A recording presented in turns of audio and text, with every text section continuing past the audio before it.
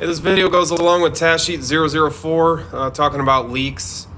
So I'm going to give you a little tour of all the leaks on my truck and kind of show you guys what we got going on. Again, just to reinforce what I had said before, typically with leaks we need to start high and work our way down because gravity is going to pull that fluid down towards the bottom. So you could have something leaking way up high, but all the oil is actually going to collect at the bottom. And if we have enough oil, it can be really hard to tell the difference. If you've got leaking valve covers that are running all the way down to the bottom, how are you going to be able to tell if your oil pan is leaking also? Because when that oil comes down, it likes to hit gasket lines on the engine, and it'll follow that gasket line all the way to the back and make components look like they're leaking when they may not actually be leaking. So if you can't figure it out, sometimes I'd either do one at a time, have them come back for a reevaluation, or if you really want to know for sure the first time, throw some dye in there and get a good long test drive on it and see if you can see where the source of that leak is, whether it's the top, the bottom, or both, or maybe something you weren't expecting at all. But make sure you take a good look at fluid colors to make sure we're not chasing the wrong component. You don't want a power steering pump leaking dark fluid onto your engine and you think you got a oil pan gasket leaking or something. So we got to be a little bit careful when we go through these things to make sure that we're getting the right leak. But we're going to cut to the leaky mess that is my truck. So we're up here at the top, which we've seen before in a couple other videos. We'll take a look at some places to look for, especially on these trucks. These valve covers here are bad about leaking. Maybe not leaking really bad, but they'll seep. The whole tops of those valve covers will be covered in oil. This engine has had some work done to it a year or two ago. So the top end doesn't really have much for leaks. On V engines, this is a V8. It's kind of hard to see, but if you look way down in there, there is a valley cover plate. That's got a little bit of oil on it, maybe seeping a little bit, but probably not bad enough where we would need to do anything with it. But also another source. The valve cover on this side looks good. As far as cooling system goes, while we're up here, GM vehicles are bad about these hoses leaking back here, heater hoses where they connect to the heater core that goes through the firewall. Sometimes the quick disconnects will start to drip a little bit. Sometimes those hoses will break clean off and just blow coolant everywhere. But definitely something to take a look at. These coolant reservoirs can crack sometimes and start to leak coolant out of the bottom. Another thing to keep in mind and look for: radiators or side tanks. You can get cracks in the plastic, or you can't really see it here, but the seams where the plastic tanks are crimped onto the radiator core. This is another source of potential leaks. On this particular truck, we have a hydro booster. Hydro boosters definitely can leak. This one is probably about a year old. I pulled up to work one day and had a big puddle under my truck, and had to go at lunch and get a hydro booster and throw it on there to get me home. So a lot of cars have a vacuum booster instead of a hydro booster. So there's not really much for leaks in a vacuum booster. We've got power steering pump down here. You can see a little bit of fluid around. Excuse me. We've got some hoses that got some seepage on them going from our power steering pump to our booster. Maybe something to make a note of. They're not really dripping or anything. They've just got some seepage going on. So nothing too much that we see up here on the top side, but let's go take a look underneath.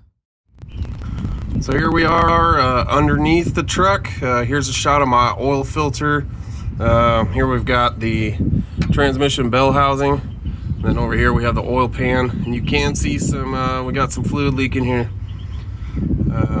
It's gonna be kind of hard for me to show this to you guys, but it looks like I got a little bit of an oil pan leaking. Probably this little side cap is leaking as well. Some vehicles have engine oil cooler lines that would bolt right there. My truck isn't equipped, so they just cap this thing off. Another source, pretty common source of leaks on these trucks. So while we're back here, this is where fluid colors and everything really come into play, because right here we have, within just a couple inches of each other, we could have an engine oil pan leaking, we could have a rear main seal leaking, we could have a rear main housing leaking, or we could have a transmission leak that comes out of this bell housing, also out of the torque converter seal. So you really need to make sure that we're after the right component when we're looking at these leaks. All of this is engine oil, but there's a lot of times when you look on these bell housings, you may have a drop of a dark brown fluid, and then you may have a drop of dark red fluid right next to it. So you may have two leaks in the same spot, but that's where that fluid color comes into play. A leak like this, where, I mean, you do have drips and it is wet, but you're not losing enough fluid to be able to really tell on a dipstick. If you're leaking enough fluid where it shows up as a low fluid level, you're gonna have a ton of oil all over the bottom side of your vehicle. But just something as little as this, you're really not gonna be able to tell just on your level. So you gotta have other ways to figure out what we're dealing with here. So you may pop this inspection cover off, and you can look up in there with a light and see the rear main seal on these particular trucks. Tell if it's leaking. A lot of times I do oil pans and rear main seals together. Pretty common on these things. So let's keep on going down the line and see if we can't find anything else. Here we are at the back of the transmission, the output shaft. These seals are pretty common for leaking. Mine looks pretty good. I replaced it a handful of years ago, so nothing really to see here. But another common spot for leaks. Also, this housing back here, that gasket in there can leak sometimes.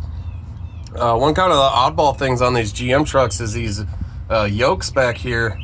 There's this plug, this cap right here in the back of the yoke, and that thing can actually start to leak. So you'll have oil all the way up here on the underside of the body. It slings it off as it's rotating, but the seal right here will be dry, and it's actually the yoke itself that's losing fluid. So one other thing to keep in mind. And on to the next. See here, we got some leakage coming from my power steering pump. It's gonna be a similar color to engine oil. You can see it's a little bit cleaner than engine oil. So if I was to take a sample, you'd be able to tell the difference side by side of these two fluids. In this case, we'd probably have to replace the whole pump.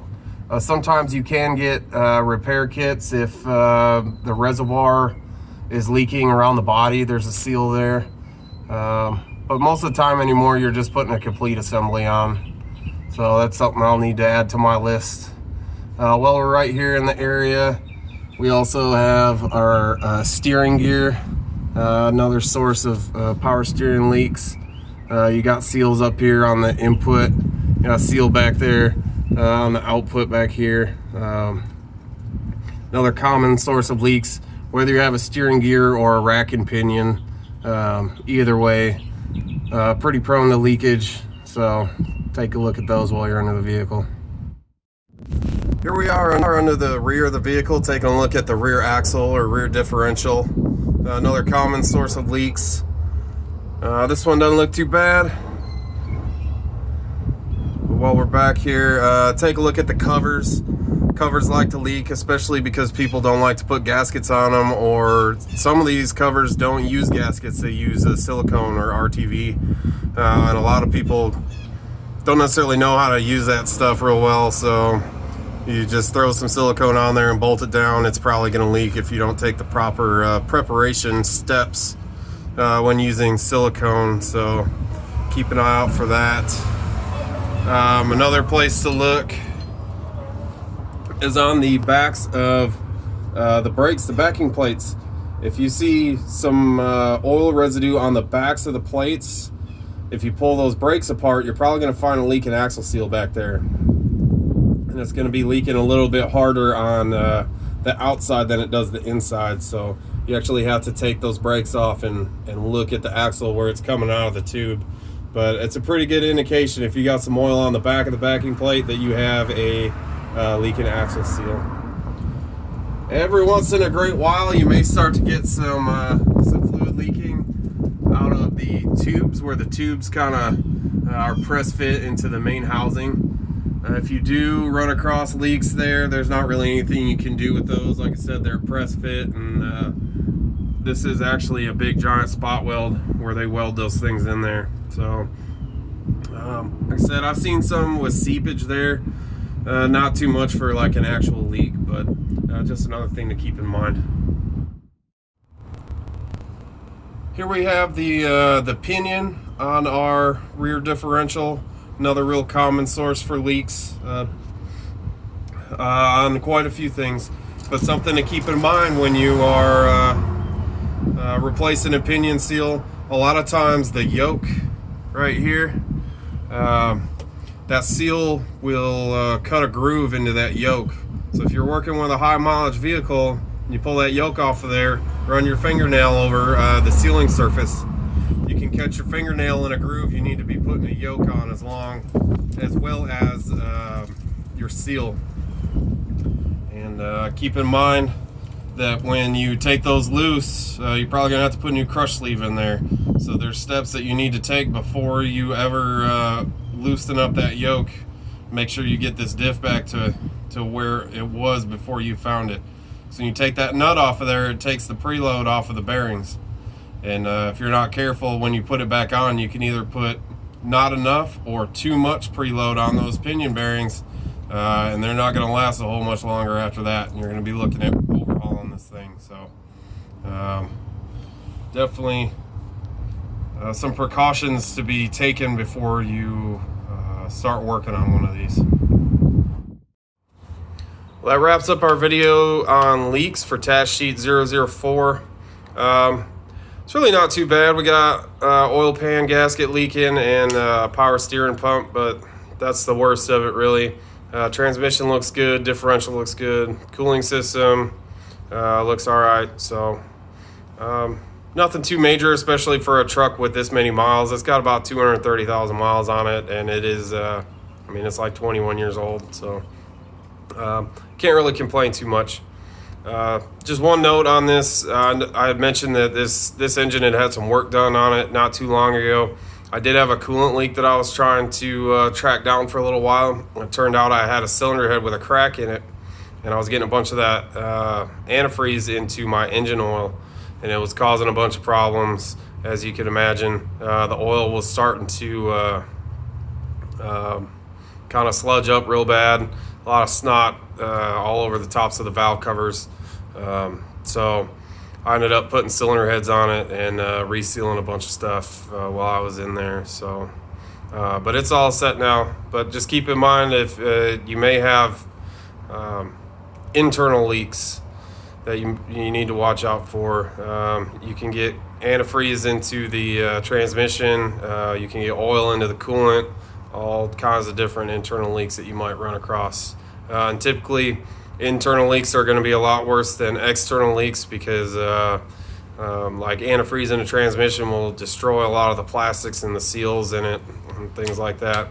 And water isn't a very good lubricant, so if you get antifreeze in your engine oil, it can cause all kinds of damage.